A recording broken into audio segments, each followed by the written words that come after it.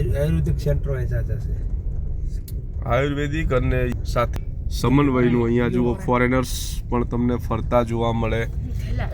યોગની જે નગરી છે એ નગરી તરીકે ઋષિકેશને અગ્રમ્ય આપવામાં આવે છે. અહીંયા ઘણી બધી હોટેલ્સ, ટ્રાફિક્સ, આ બધી જે બાબતો છે ઘણી છે. અમે ટ્રાફિકની અંદર છીએ અહીંયા કે આવા પ્રકારની દુકાનો જોવા મળે છે અહીંયા. અને અહીંયા હરિયાણા, યુપીની ગાડીઓ સૌથી વધુ જોવા મળે છે. અહીંયા ટ્રાફિક પણ એવું છે.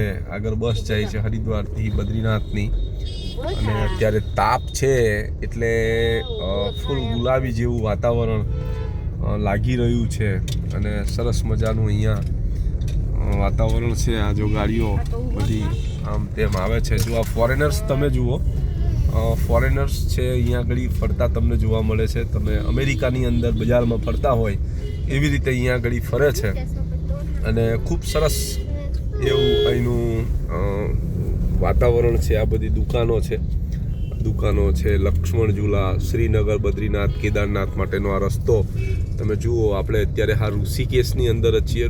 ઋષિકેશનો જે બીજો પાર્ટ છે ત્યાં છીએ. જુઓ આ બેન કપલ અહીંયા આગળ ફરે છે, બહારના વિદેશના, અને સરસ મજાનું એવું અહીંયા વાતાવરણ છે.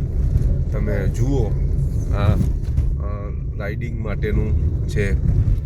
ઋષિકેશ પણ અત્યારે ગજબનું એવું ડેવલપ થયું છે. અહીંયા યોગ નગરી તરીકે વિકસિત થઈ રહ્યું છે. સાથે સાથે આધ્યાત્મિક કેન્દ્રો પણ અહીંયા, આયુર્વેદિક કેન્દ્રો પણ અહીંયા ખૂબ જ મજાના એવા તમને જોવા મળી એવી આખી આ અહીંયા સિસ્ટમેટિક છે. હિમાલયની ગોદમાં આપણે જે કહીએ હિમાલયની ગોદમાં, તો આ હિમાલયની ગોદમાં ઋષિકેશ અતિ ઉત્તમ એવું વિકાસ પામી રહ્યું છે. તો મિત્રો વધુ જે છે એ જીવનનો આનંદ જે છે એ અહીંયા ઋષિકેશની અંદર બહુ અલભ્ય તમને જોવા મળે અને ખૂબ સરસ મજાનું એવું વાતાવરણ પણ તમે અહીંયા માણી શકો છો. અહીંયા તમે ખૂબ જ એવું સુપર તમે જોઈ શકો છો. અહીંયા બિલ્ડિંગ્સ ને આ બધી જે બાબતો છે એ ગજબની અહીંયા છે. તમે જુઓ આ આખી ઋષિકેશ સિટી છે, પણ ટ્રાફિકની સમસ્યા થોડી અહીંયા રહે છે. ટ્રાફિક કારણ કે બે બાજુ પહાડો અને હોય છે એટલે જગ્યા થોડીક એ હોય છે.